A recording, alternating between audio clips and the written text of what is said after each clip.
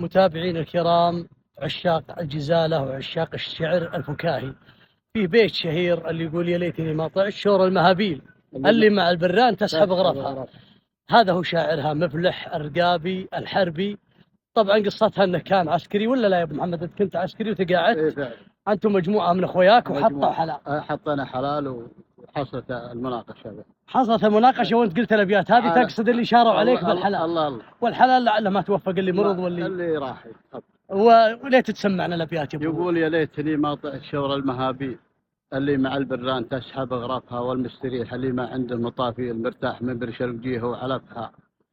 السلعة اللي ما وراها محاصيل حصيلها عيا يعادل تلفها، ركضت معها لين دقت البهاذيل وصديق عينك ما يربي طرفها. ان قلت شثت هب فيها شعيبيل، اما سحبها سحب ولا لهفها تجمع عليك الهم والميل والدين وخسرت. نطلب من الله خلفها ونحول الراتب عليه التحويل واصرف. اصلا قرقر وانا ما اعرفها. يا سلام يا ابو محمد، يا سلام يا سلام يا سلام.